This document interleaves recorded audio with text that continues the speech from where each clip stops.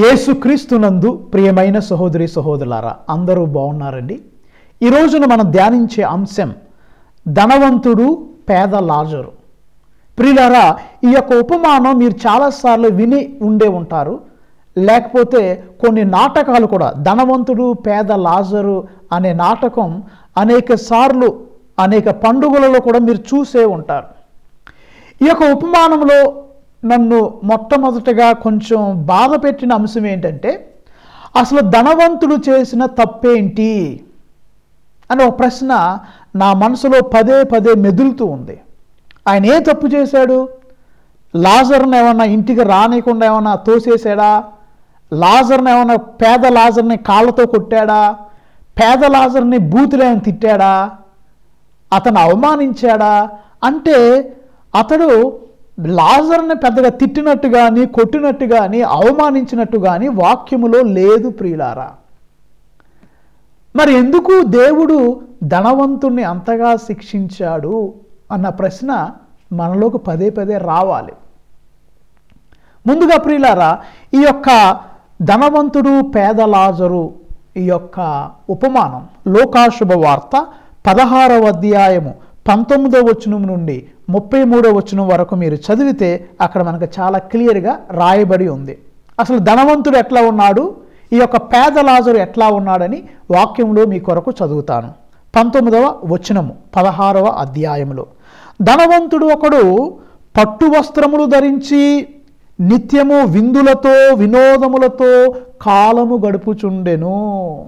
ధనవంతుడు చూసారా, పట్టు వస్త్రాలు వేసుకున్నాడు, తప్పు లేదు.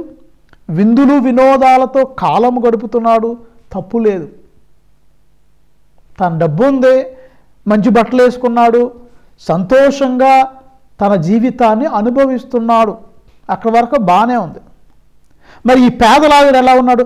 అతని వాకిట, ఎవరి వాకిట? ఆ ధనవంతుని వాకిట లాజరు అను నిరుపేద పడి ఉండెను. వాకిట్లో ఒక పేదవాడు ఉన్నాడు, అతని దేహమంతా వ్రణములతో నిండి ఉండెను. వాడు ఆ ధనికుని బల్ల మీద నుండి జారుపడు మెతుకుల కొరకు కాచుకొని ఉండెను. కుక్కలు వాని వ్రణములు నాకుచుండెను. ఇది వీళ్ళిద్దరి గురించి. ధనవంతుడు ఎట్లా ఉన్నాడు, ఈ పేద లాజరు ఎట్లా ఉన్నాడు, ఇక్కడ వాక్యంలో మనకు చక్కగా చెప్పారు. పేదవాడు వాకిట్లో ఉన్నాడు, ఒంటి నిండా పుండ్లు ఉన్నాయి, కుక్కలు అట్లా పుండ్లు నాకుతున్నాయి అంట. ధనవంతుడేమో పట్టు వస్త్రాలు వేసుకున్నాడు, వినోదాలతో విందులతో చక్కగా గడుపుతున్నాడు. ఇది వీళ్ళిద్దరు డిస్క్రిప్షన్. అయితే ఇద్దరు మరణించారు. ఇద్దరు మరణిస్తే అబ్రహాము ఒడిలోనేమో ఈ పేద లాజరు అబ్రహాము ఒడిలో ఆనందిస్తున్నాడు మరణించిన తర్వాత. ఈ ధనవంతుడేమో పాతాళములోకి గెంటివేయబడ్డాడు. ఇది సువిశేషంలో మనం వినబోయే అంశాలు. అయితే ప్రియులారా, ఈ సువిశేషం మనకి రెండు ముఖ్యమైన విషయాల గురించి ప్రస్తావిస్తుంది. నెంబర్ 1 ఏంటి? ఫస్ట్ దేని గురించి అంటే మరణము గురించి, దేవుని తీర్పు గురించి, మరియు బహుమానం, దేవుడిచ్చే బహుమానం గురించి చెబుతుంది మొట్టమొదటగా. So it speaks about death, judgement and reward. రెండవదిగా ఈ సువిశేషం ఏం బోధిస్తుందంటే, ఎవరైతే ఈ లోకములో దుఃఖిస్తారో వారిని దేవుడు ఓదారుస్తాడు. మన కష్టభాగ్యాల్లో కూడా ఉంది, దుఃఖపడువారు ధన్యులు, వారు ఓదార్పబడుదురని. లాజరు దుఃఖపడ్డాడు, చాలా కష్టపడ్డాడు, తింటాక తిండి లేకుండా ఆ వాకిట్లో పడున్నాడు. కానీ ప్రియులారా, చివరికి దేవుడు అతనికి అబ్రహాము ఒడిలో స్థానాన్ని ఇచ్చాడు. మొట్టమొదటి పాయింట్ ఏం చెప్పాను? ఈ సువిశేషం మరణము గురించి, దేవుని తీర్పు గురించి, జడ్జిమెంట్ గురించి చెప్తుందన్న. వీటిలో కూడా వాక్యం చెప్తా. వాక్యంలో ఎక్కడుందంటే హెబ్రీయులకు రాయబడిన లేఖ 9వ అధ్యాయము 27వ వచనం మీరు చూస్తే, హెబ్రీయులకు రాసిన లేఖ 9వ అధ్యాయము అక్కడ 27వ వచనం చూస్తే, ప్రతి వ్యక్తి ఒకేసారి మరణించి తదుపరి దేవుని తీర్పు పొందవలెను. Praise the lord. ప్రతి ఒక్కరూ ఎప్పుడొకడు మరణించాలి, దేవుని తీర్పుకు మనం వెళ్ళాలి అని హెబ్రీయులకు రాయబడిన లేఖ చెప్తుంది. చెప్పాం కదా, సువిశేషంలో మొట్టమొదట దేని గురించి చెప్తుంది? మరణము గురించి, మరియు ఇదిగో దేవుని యొక్క తీర్పు గురించి, మరియు దేవుడిచ్చే బహుమానం గురించి చెప్తుంది. రెండోది నేను చెప్పా కదా, ఏంటి? ఈ లోకంలో ఎవరైతే సఫర్ అవుతున్నారో, కష్టపడుతున్నారో, హింసించబడుతున్నారో, బాధపడుతున్నారో, దేవుడు వాళ్ళందరికీ కూడా ప్రియులారా ఓదార్పు ఇస్తాడు. అది కూడా మనం చూడొచ్చు. మత్తయి శుభవార్త 5వ అధ్యాయము 4వ వచనం చూస్తే దేవుడు ఏం చేస్తాడన్నా, దుఃఖితులు ధన్యులు, వారు ఓదార్పబడుదురు. దేవుడు ఓదారుస్తున్నాడు. అబ్రహాము ఒడిలో ఈ పేదవాడైనటువంటి లాజరుకి దేవుడు స్థానం ఇచ్చాడు. లాజరు ఎప్పుడు బాధపడ్డాడు, తినటానికి తిండి లేదు, పుండ్లు ఉన్నాయి, కుక్కల పుండ్లు నాకుతున్నాయి, ఎంతో బాధలు అనుభవించాడు. కానీ మరణించిన తర్వాత అబ్రహాము ఒడిలో స్థానం సంపాదించుకున్నాడు ప్రియులారా. అయితే నేను ముందుగా ఒక ప్రశ్న వేశాను, అసలు ధనవంతుడు చేసిన తప్పేంటి? అతనే what did he do to get that punishment? అంత శిక్ష పడటానికి ఆ ధనవంతుడు చేసిన తప్పు ఏంటంటే ప్రియులారా, మనకి పాప సంకీర్తన జపం చెప్పేటప్పుడు మనం అంటాం ఏమని? తలంపు చేతను, వాక్కు చేతను, క్రియలు చేతను, లోపము చేతను బహుపాపాలు చేశాను. దేని చేత? తలంపులు చేత. అది మీకు అందరికీ తెలుసు. తలంపు చేత, వాక్కు అంటే నోటి మాట ద్వారా, తలంపులు అంటే చెడు తలంపులు, వాక్కు అంటే నోటు మాట ద్వారా, క్రియలు ద్వారా, మనం చేసే పనుల ద్వారా. మూడోది లోపము. లోపం అంటే ఏంటి? చేయగలిగిన పనిని చేయకపోవటం. ఇంగ్లీష్లో సిన్స్ ఆఫ్ ఒమిషన్ అన్నారు. సిన్స్ ఆఫ్ ఒమిషన్ అంటే నువ్వు చేయగలిగిన పనులు, చేయవలసిన పనులు చేయకుండా ఉంటే కూడా తప్పే. ఉదాహరణ, మీరు ఇంట్లోకి వెళ్ళారు, ఎవరు లేరు, ఫ్యాన్ తిరుగుతుంది. మామూలు మీరు ఏం చేయాలి? ఆ ఫ్యాన్ ఆఫ్ చేయాలి. ఆఫ్ చేయకపోతే కూడా తప్పే. అదేంటంటే ఆ ఫ్యాన్ మేము వేసామా అని మీరు అనొచ్చు. కానీ దేవుడు నీకు తెలివిచ్చాడు కదా. అక్కడ లోపం అంటే నువ్వు చేయగలవు, ఆఫ్ చేయొచ్చు కదా, కరెంటు వేస్ట్ కదా. నువ్వు దాన్ని చేస్తే నీకు మంచి, చేయకపోతే కూడా నువ్వు తప్పు చేసినట్టే. Since of omission. రోడ్డు మీద వెళ్తుంటే పంపులో నీళ్లు పోతున్నాయి, మున్సిపాలిటీ ట్యాప్ వాటర్ పోతుంది, నువ్వు తిప్పలేదు పంపు. నువ్వు తిప్పలేదు కదా, నువ్వు ఆపటానికి నువ్వు అనుకోవచ్చు. ఎవరో పంపు తిప్పి మర్చిపోయి వెళ్ళిపోయారో, కాదు నిర్లక్ష్యంగా వదిలేశారు. నువ్వు అటు వెళ్తున్నావు, నువ్వేం చేయాలి? ఆ పంపు కట్ చేయాలి, కట్ చేయాలి, తిప్పాలి, ఆపాలి. నువ్వు చేయాలి, నాకేంటని వెళ్ళిపోయావు అనుకో, అది పెద్ద తప్పు అయింది. చేయవలసిన పనులు చేయాలి. దీనికి ఆ ధనవంతుడికి సంబంధం ఏంటి ఫాదర్ అని మీరు అనొచ్చు. ధనవంతుడు చేసిన పెద్ద తప్పు ఏంటంటే ప్రియులారా, తాను చేయవలసిన పని చేయలా. He did not do what he suppose to do. తన పట్టు వస్త్రాలు వేసుకోవడంలో తప్పు లేదు, విందులు వినోదాలతో ఉండటంలో తప్పు లేదు. కానీ తన వాకిట ఒక పేదోడు పడున్నాడు. అక్కడ కళ్ళు లేవా నీకు? నువ్వు చూడలేదా? ఒక ధనవంతుడు అయి విందులు వినోదాలతో అంత అనుభవించేవాడివి, నీ వాకిట్లో ఒక పేదోడు తిండి తిప్పలేక కుక్కలు ఉండే చోట పడిపోయి నానా అవస్థలు పడుతుంటే కనీసం నీకు కొంచెం జాలి దయ లేకుండా నిర్లక్ష్యంగా నువ్వు వెళ్ళిపోతున్నావు. కానీ ఆ పేదోడికి ఏదో కొంచెం భోజనం పంపించావా? ఎప్పుడైనా ఒక రొట్టె ముక్క ఇచ్చావా? కనీసం మీరు అందరూ తినేసిన తర్వాత అయినా మిగిలింది ఇదిగో కొద్ది ఇంటికి వెళ్ళి తిననిచ్చావా? ఆ ధనవంతుడు ఏమి అసలు పట్టించుకోవాలా? He ignored Lazarus. కళ్ళు మూసుకొని వెళ్ళిపోయాడు. ఇది పెద్ద తప్పు. ఈనాటి దేవుని వాక్యం ప్రియులారా మనందరినీ హెచ్చరిస్తుంది. మనం అనుకోవచ్చు, నేను నా తలంపులతో తప్పులు చేయట్లేదు, నేను పరిశుద్ధంగానే ఉన్నాను, ఇదిగో నా నోటి మాటతో ఎవరిని నేను దూషించలేదు, బూతులు తిట్టలేదు, ఎవరిని చెడు మాటలు అనలేదు, నేను పవిత్రుడినే, ఇదిగో నా పనుల ద్వారా కూడా నేను ఎవరిని హింసించలేదు, నా చేతులు కూడా పవిత్రంగా ఉన్నాయి అని నువ్వు అనుకోవచ్చు ప్రియులారా. కానీ నాలుగవది లోపము. మనం చేయవలసిన పనులు, we should do our responsibility. మనకు దేవుడు శక్తిని ఇచ్చిన కొలది, దేవుడు మనకిచ్చిన టాలెంట్స్ బట్టి మనం చేయగలిగిన పనిని మనం చేయకుండా ఉంటే కూడా తప్పే అని దేవుని వాక్యం ఈ రోజున మనల్ని హెచ్చరిస్తుంది. ఈ ధనవంతుడు ప్రియులారా, అంత డబ్బు ఉండి అంత ఆస్తి ఉండి కనీసం ఒక ముద్ద భోజనం పేదోడికి పెట్టలేకపోయాడు. సరే, ఎక్కడెక్కడో బస్ స్టాండ్లో ఉన్నాడో, ఏదో స్ట్రీట్లో ఎక్కడో వీధిలో పడి ఉన్నాడో కాదు, నీ వాకిట పడి ఉన్నాడో మర్చిపోవద్దు. ఆ ధనవంతుని వాకిట పడి ఉన్నాడు, నీ ఇంటి ముందు ఉన్నాడు ఒకడు, అక్కడే పడి ఉంటున్నాడు పాపం, కుక్కలు ఉన్న చోట పడి ఉన్నాడు.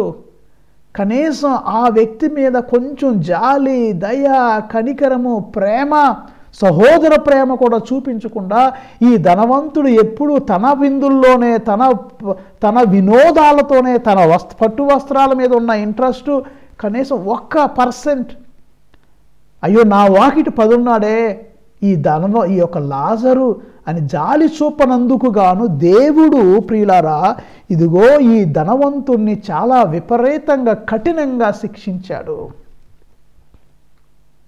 మనకి ఒక సామెత ఉంది ప్రియుల, పనిష్మెంట్ ఏంటి చివరికి?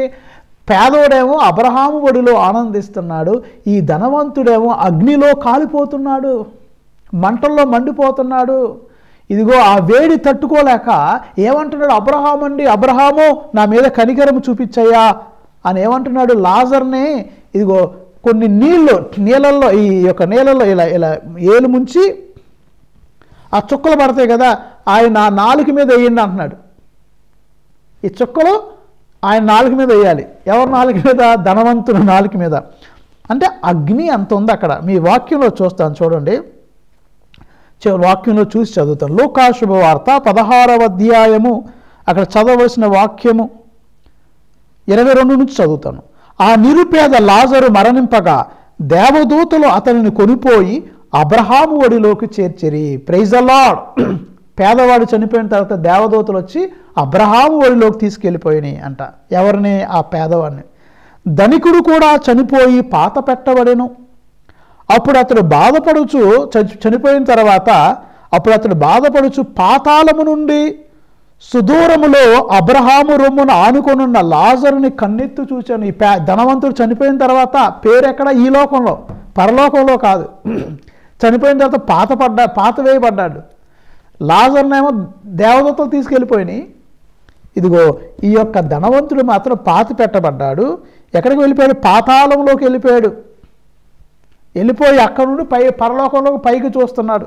ఈ పాతాళంలో మంటల్లో ఉన్నాడంట ఆ ధనవంతుడు. వాక్యంలో మనం చూసిన విధానం బట్టి పాతాళము నుండి రొమ్మును ఆనుకొనున్న లాజర్ను కన్నెత్తు చూశాను.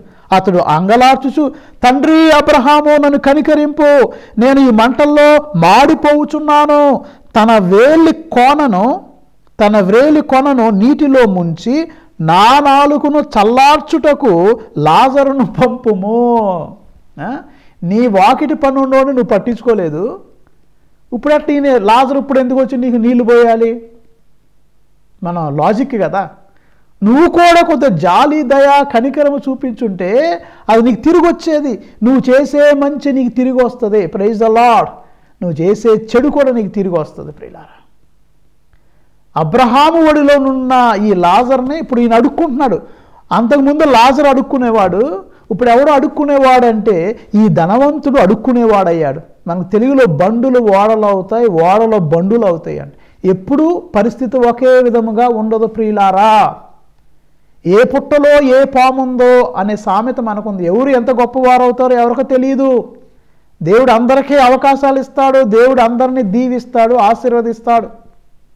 అయితే ఇప్పుడు ఒకప్పుడు లాజర్ అడుక్కునేవాడు, ఇప్పుడు అడుక్కునేవాడు ఎవరంటే ఈ ధనవంతుడు అడుక్కునేవాడు. Rich man became a beggar now. He is begging, Lazarus please help మీ.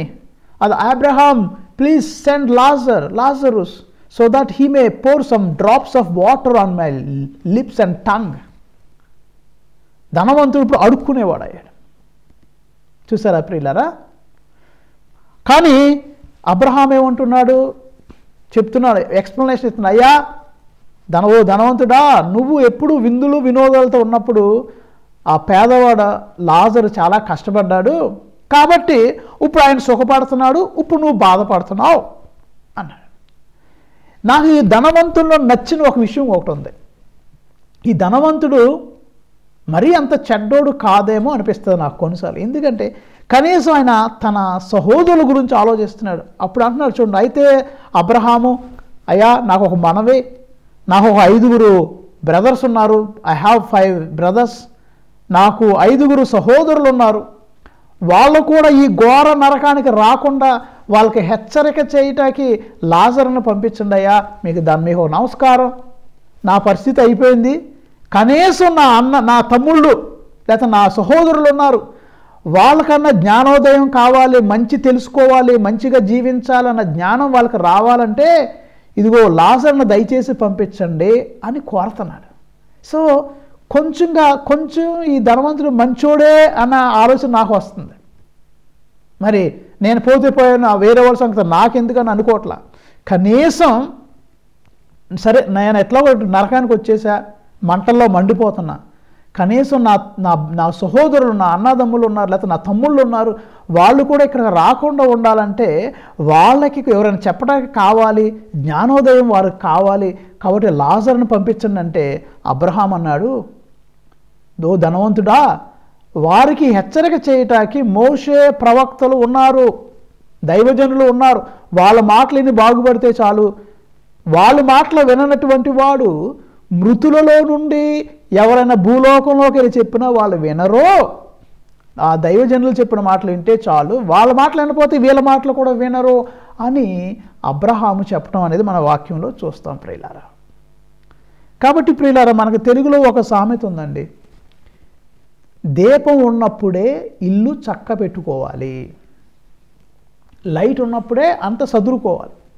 అంటే నువ్వు మంచి స్థితిలో ఉన్నప్పుడే, నువ్వు ఆరోగ్యంగా ఉన్నప్పుడే, నువ్వు ఒక మంచి స్థానంలో ఉన్నప్పుడే చేయగలిగిన మంచి చేయి, తర్వాత అవకాశం వస్తుందో రాదో. నువ్వు ఒక టీచర్ అయితే మంచిగా పాఠాలు చెప్పు, అవకాశం, నువ్వు దేవుడు మంచి గురుదేవో భవ, దేవుడు నీకు గొప్ప అవకాశం ఇచ్చాడు ఒక టీచర్గా, అది ఉపయోగించుకో. నువ్వు ఒక రాజకీయ నాయకుడు అయితే, ఒక ఎమ్మెల్యే అయితే, ఎంపీ అయితే, లేకపోతే ఒక చైర్మన్ అయితే, ఏదైనా ఒక అధికారం నీకుంటే ఆ అధికారాన్ని ఉపయోగించుకొని మంచి చేయటానికి ప్రయత్నించు. నువ్వు చేయకపోతే శిక్ష తప్పదో.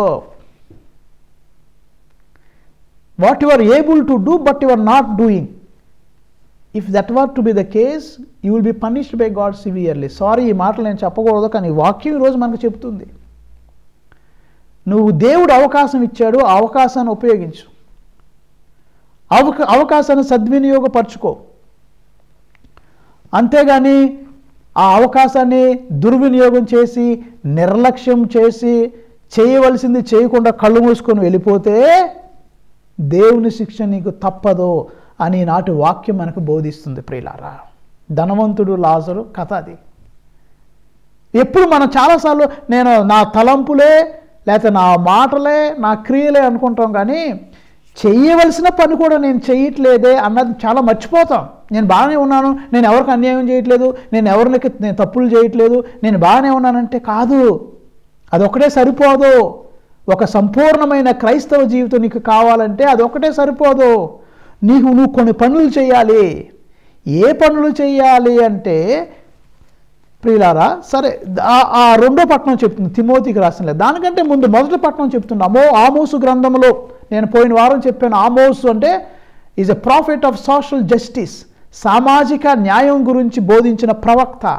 ఈ ప్రవక్త ఏం చెప్తున్నాడు చూడండి, ఎవరైతే తన బాధ్యతలు మర్చిపోయి ఎప్పుడు ఈ షికారులు, విందులు, వినోదాలతోనే ఉంటారో వాళ్ళకి శిక్ష తప్పదు అంటున్నాడు. వాక్యంలో చదువుతా మీకు, ఆమోసు గ్రంథము 6వ అధ్యాయము చూడండి, అక్కడ 1వ వచనం, సియోనున సుఖజీవము గడుపు వారికి, లేదా సురక్షితముగా ఉన్నాను అనుకునే వారికి, ఇశ్రాయేలు మహాజాతిలో ప్రముఖులు అనబడే వారికి అనర్థము తప్పదో.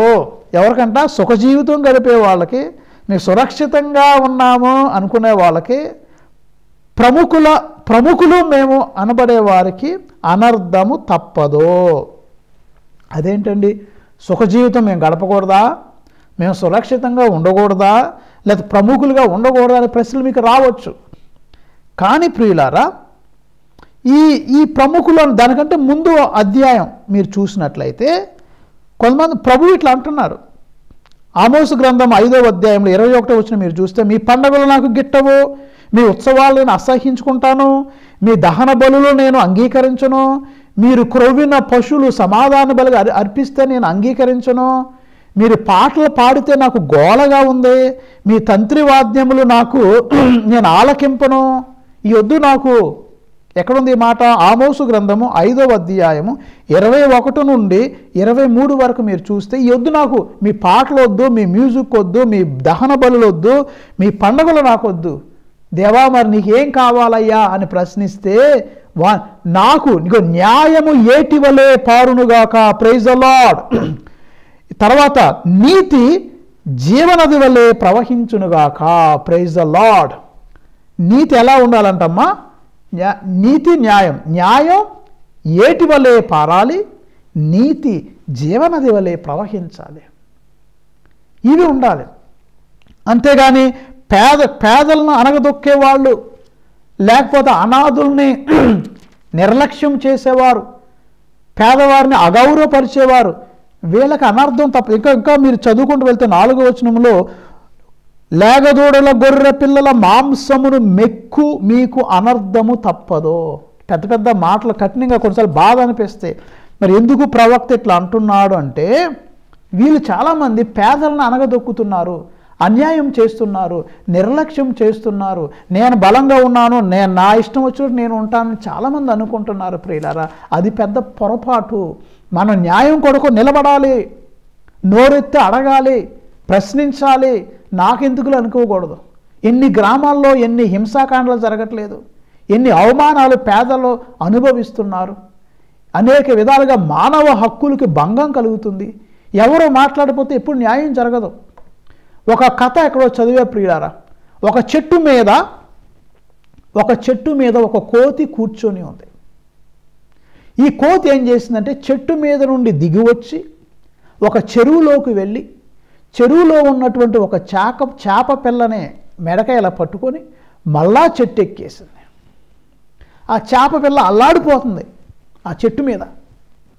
అటు అనేక మంది ఆ చెట్టు కింద నుంచి అటు ఆ పక్కన నడుచుకుంటూ వెళ్ళే వాళ్ళు అన్నారంట, అయ్యోయ్యో ఇదేం కోతి, మూర్ఖపు కోతి, అహంకారపు కోతి, ఆ చేప పిల్లని అలా చంపేస్తుంది ఏంటి అని ప్రజలు చాలామంది నోటు బాదుకుంటూ, అయ్యో ఈ కోతి ఏంటి, మెంటల కోతి అని తిడుతున్నారు.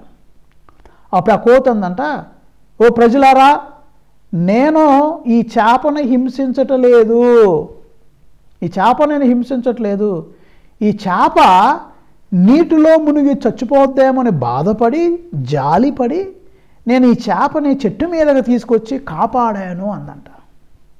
అప్పుడు ఆ ప్రజలు అన్నారంట, ఏంటి చేప, అవును కదా చేప, కొంతమంది నీళ్ళల్లో పడితే గాలాడి చచ్చిపోద్ది కదా, అంటే ఈ కోతి చేపను రక్షించిందనమాట, థ్యాంక్ యూ, కోతి చాలా మంచి పని చేసింది. కోతిని పొగుడుకుంటూ జనాభా వెళ్ళిపోయారంట. ఇది ఒక కథ మాత్రం. కానీ సారాంశం ఏంటంటే, చాలామంది ప్రియులారా ఈ లోకంలో మంచి ఏది చెడు ఏది తెలియని పరిస్థితిలో ఉన్నారు. డబ్బు కలిగిన వారు ఏం చెప్తే అది నిజం అనుకుంటున్నారు, ప్రముఖులు అని పిలువబడిన వారు ఏదంటే అది సత్యం అనుకుంటున్నారు. అంతేగాని నిజమైన నీతి, నిజమైన మంచి, నిజమైన న్యాయం జనాలు తెలుసుకోలేని పరిస్థితిలో ఉన్నారు. నోరు ఎక్కువ ఉంటే వాళ్ళు ఏం చెప్తే అది నిజం, ఎక్కువ బలం ఉంటే వాళ్ళు ఏం మాట్లాడితే అదే సత్యం. అటువంటి తారుమారైన పరిస్థితుల్లో ఆమోసు ప్రవక్త ప్రజల్ని హింసిస్తున్నాడు. మీ పాటలు దేవుడికి గిట్టవో, నువ్వు ఎంత పాట పాడినా ఆయనకు అసహ్యంగా ఉంటుంది. నీవు అన్ని దుర్మార్గపు పనులు చేసి గుళ్ళో సంఘ పెద్దగుంటే, దుర్మార్గపు పనులు చేసి అందరిని హింసించి అందరిని ఏడిపించి నువ్వు సంఘ పెద్దగుంటే దేవుడు నిన్ను అంగీకరిస్తాడా? నో. ఒక గురువుగా ఉన్న అంగీకరింపడు, ఇంకా ఏ అంతస్తులో ఉన్న దేవుడు అంగీకరింపడు. దేవునికి న్యాయం కావాలి. నిజమైన దైవజనుడు ఎలా ఉండాలంటే ప్రియులారా, ఈనాటి 2వ పట్టణంలో మన తిమోతికి రాసిన లేఖ 6వ అధ్యాయంలో దైవజనుడు ఎలా ఉండాలో చెప్తున్నారు పౌలు గారు. ఏమంటున్నారు చూడండి, కానీ దైవజనుడు వగు నీవు వీనికి దూరముగా ఉండుము అంటున్నాడు. మొదటి వచనం అంటే 26వ ఆదివారంలో ఇది 2వ పట్టణం అయింది. రిఫరెన్స్ ఏంటంటే తిమోతికి రాసిన మొదటి లేఖ 6వ అధ్యాయము 11వ వచనంలో అంటున్నారు, దైవజనుడు వగు నీవు వీనికి దూరంగా ఉండాలి. వీనికి అంటే దాని పైన వాక్యం చదివితే 10వ వచనం, ధనకాంక్ష సర్వ అనర్థాలకు మూలం, డబ్బు మీదకి కన్ను పెట్టొద్దు. తర్వాత 6వ వచనంలో 6:6 సంతృప్తితో కూడిన దైవభక్తి లాభసాధకం. దైవభక్తి కలిగి ఉండు, ఇదిగో తృప్తి కలిగి ఉండు, డబ్బు మీదకి కన్ను పెట్టొద్దు. దైవజనుడు ఎలా ఉండాలి ఇప్పుడు చూద్దాం. 2వ పట్టణం తిమోతికి రాసిన మొదటి లేఖ 6వ అధ్యాయము 11 నుండి చదువుతూ, నీతి, భక్తి, విశ్వాసము, ప్రేమ, సహనం. దైవజనుడు ఎలా ఉండాలి? దైవజనుడు నీతి కలిగి ఉండాలి, దైవజనుడు భక్తి కలిగి ఉండాలి, దైవజనుడు విశ్వాసము కలిగి ఉండాలి, దైవజనుడు ప్రేమ కలిగి ఉండాలి, దైవజనుడు సహనము కలిగి ఉండాలి, దైవజనుడు సౌజన్యము అను వాని కొరకు నీవు ప్రయత్నింపుడు అని పౌలు గారు అంటున్నారు. ప్రియమైన దైవజనులారా, మనందరం కూడా ఇదిగో పౌలు చెప్పినట్లు దైవజనుడు వగు నీవు ఈ యొక్క అన్యాయానికి, అక్రమాలకి, డబ్బుకి, అత్యాశకి, అహంకారానికి, గర్వానికి దూరంగా ఉండి ఇదిగో ఏం కలిగి ఉండాలి? నీతి, భక్తి, నీతి కలిగి, దైవజనుడు నీతి కలిగి ఉండాలి. ప్రియమైన ఈ వాక్యం వింటున్న ప్రజలారా, ఎంతమంది నేను నీతిగా ఉంటున్నాను, ఎంత భక్తి కలిగి ఉంటున్నాను, ఎంత విశ్వాసము కలిగి ఉంటున్నాను, ఎంత ప్రేమ కలిగి ఉంటున్నాను, సహనము కలిగి ఉంటున్నానని ఆత్మ పరిశీలన చేసుకోవాలి. పౌలు గారు ఒక మాట అంటున్నాడు, విశ్వాస సంబంధమైన మంచి పోరాటము పోరాడి నిత్య జీవము గెలుచుకొనుము. Praise the Lord. Fight a good fight. నువ్వు ఈ లోకంలో ఉండగానే నీ ఇల్లు చక్క పెట్టుకో. చెప్పాం కదా, దీపం ఉండగానే ఇల్లు చక్కబెట్టు. ఆ ధనవంతుడు చేసిన తప్పేంటంటే ఆయన ఈ లోకంలో ఉండగానే తన జీవితాన్ని సక్రమంగా ఒక క్రమశిక్షణగా తీర్చిదిద్దుకోలేకపోయాడు. చనిపోయిన తర్వాత పాతాళంలోకి వెళ్ళిన తర్వాత అప్పుడు అంటున్నాడు, అయ్యా మా అబ్రహాము ఈ యొక్క లాజర్ని నా తమ్ముళ్ళ దగ్గరికి పంపించయ్యా అంటున్నాడు. అప్పుడు కాదు, అప్పుడు స్టోరీ అయిపోయింది. నువ్వు చనిపోయిన తర్వాత నువ్వేం చేయలేవు. బ్రతుకున్నప్పుడే నీ జీవితాన్ని బాగు చేసుకో. నువ్వు బ్రతుకున్నప్పుడే నీ జీవితాన్ని చక్కబెట్టుకో. చచ్చిపోయిన తర్వాత కాదు. అప్పుడు మనం నిస్సహాయులు. వేరే వాళ్ళే మన కోసం ప్రార్థన చేయాలి. సరే, నువ్వు పరలోకంలోకి వెళ్తే వాళ్ళ కోసం నువ్వు ప్రార్థన చేస్తావు, అది వేరే విషయం. బ్రతికుండగానే నీ జీవితాన్ని చక్కపెట్టుకో. ప్రియమైన విశ్వాసి, దైవజనుడా, దూరంగా ఉండు అన్యాయానికి, అక్రమాలకి. ఇదిగో ధనకాంక్ష లేకుండా తృప్తి కలిగి జీవించు. జీవకిరీటము కొరకు మంచి పోరాటము పోరాడు అని పౌలు గారు మనల్ని హెచ్చరిస్తున్నారు. ఎంతమంది జీవకిరీటం కొరకు పోరాడుతున్నాం? ఎప్పుడు ఈ లోకంలో ఆశలు, కోరికలు ఇటే ఉండిపోతున్నాం. కానీ ఆ దైవిక విషయాల పట్ల శ్రద్ధ చూపిస్తున్నామా? లేక మీ యొక్క విశ్వాస సంబంధమైన మంచి పోరాటము పోరాడి నిత్య జీవము గెలుచుకొనుము. పెక్కుమంది సాక్షుల ముందర నీవు విశ్వాస ప్రమాణము ఉనర్చినప్పుడు దేవుడు నిన్ను ఈ జీవమునకే పిలిచి ఉన్నాడు అని చెప్తూ, ప్రియులారా, పౌలు గారు అనేక హెచ్చరికలు చేస్తున్నాడు. మనం ఎలా దైవజనుడు చూడండి 14వ వచనం, మన ప్రభువు యేసుక్రీస్తు వచ్చే వరకు ఈ కట్టడను నిష్కలముగా నిందలేని వాడివిగా పాటింపుము. Praise the Lord. 2 మాటలు. నిష్కలంకముగా ఉండు, నింద లేకుండా ఉండు. లేకపోతే ప్రియుల, ఆ ధనవంతుడు ఇవన్నీ లేవు. ఆ ధనవంతుడికి నీతి కలిగి ఉన్నాడా? భక్తి కలిగి ఉన్నాడా? విశ్వాసము కలిగి ఉన్నాడా? ప్రేమ కలిగి ఉన్నాడా? సహనము కలిగి ఉన్నాడా? సౌజన్యము ఇవన్నీ ఉండయా? లేవు. విందులు, వినోదాలు, తినటం, తిరగటం, తాగటం, విచ్చలవిడితనం. కొంతమంది ఎప్పుడు తాగుడే, ఎప్పుడు తింటమే, తిండి. అలాంటి వాళ్ళని ఏమంటున్నాడు చూడండి ఆమోస్ ప్రవక్త, దంతము పొదిగిన మంచాలపై పరుండి సుఖాసనములపై ఆనుకొని కూర్చుండి లేగదూడల గొర్రె పిల్లల మాంసమును మెక్కి. క్షమించండి, ఈ మాటలు అనకూడదు, కానీ బైబిల్లో ఉంది. ఎప్పుడు మెక్కటం దేనంట? లేగదూడలు, గొర్రె పిల్లలు మాంసాలు మెక్కటం మీకు అనర్థము తప్పదు. లాస్ట్ వచనం చూడండి, మీ విందులు వినోదాలు ముగిసిపోతాయి. విందులు వినోదాలు ముగిసిపోతాయి. అవి ముగియటానికి ముందే కళ్ళు తెరుచుకొని ఎంతో కొంత మంచి చేయండి. ఎంతో కొంతమందిని కనీసం ఒక్కళ్ళనైనా మీ జీవితంలో ఆదుకోండి. దేవుడు నీకు మంచి ఆలోచన ఇస్తే, మంచి థాట్స్ ఇస్తే, మంచి సంపద ఇస్తే కనీసం జీవితంలో ఒక్కరికైనా సహాయం చేయండి. లేకపోతే నీ జీవితం వ్యర్థం. నాకు మంచి తలంపులే ఉన్నాయి, మంచి మాటే ఉంది, మంచి పనులు చేస్తున్నాను అంటే అయ్యే కాదు. నేను చెప్పాను కదా, తప్పులు ఏ తప్పులన్నా తలంపు చేత, వాక్కు చేత, క్రియలు చేత తప్పులు చేసామని అయ్యే చెప్తున్నాం. కానీ ఈ సుశేషం మనల్ని సూటిగా అడిగేది, చేయగలిగిన మంచి నువ్వు చేస్తున్నావా? అదో ఎవడో ఒకరిని కొడుతున్నాడు 10 మంది అక్కడ, నువ్వు వెళ్ళి నోరు తెలిసి అయ్యా ఆగండి అయ్యా ఒక మాట అనగలుగుతున్నావా? లేకపోతే ఏదో నేను చెప్పే కదా లైట్లు ఇవన్నీ చిన్న ఉదాహరణలు ఇచ్చా మీకు అర్థం అవటానికి. నువ్వు మంచి అంతస్తులో ఉన్నావు, ఒక అధికారంలో ఉన్నావు, ఆ అధికారాన్ని ఉపయోగించి మంచి చేస్తున్నావా? ఇవన్నీ చేయకపోతే మనము కూడా పాతాళంలో తొక్కబడి ఆ అగ్నిగా మండే మంటల్లో కాలిపోయి, అయ్యా అబ్రహాము ఆ లాజర్ను పంపించిన ఆ నాలికి తడిపయ్యా అనాల్సి వస్తుంది. ప్రభునందు ప్రియులారా, ఈ వాక్యాన్ని శ్రద్ధగా ఆలకించి దేవుని బిడ్డలుగా పౌలు తిమోతిని హెచ్చరించినట్లుగా నీతి, నిజాయితీ, ప్రేమ, సహనము కలిగే దైవజనుడిగా ఉంటూ జీవ కిరీటము పొందుకొనుటకై, నిత్య జీవము సంపాదించుకొనుటకై మంచి పోరాడమని ప్రభునామంలో మీ అందరినీ ఆహ్వానిస్తున్నాను. ప్రియులారా, ఈ వాక్యాన్ని మీరు మొదటిసారి వింటున్నట్లయితే ఈ ఛానల్లో మీకు అవకాశం ఉంటే నా ఛానల్ని సబ్స్క్రైబ్ చేసుకోండి. అనేక మందికి ఈ వాక్యాన్ని మీకు ఇష్టమైన వచనాలు ఏమైనా ఉంటే అవి ఫార్వర్డ్ చేయడానికి ప్రయత్నించండి. God bless you all. Amen.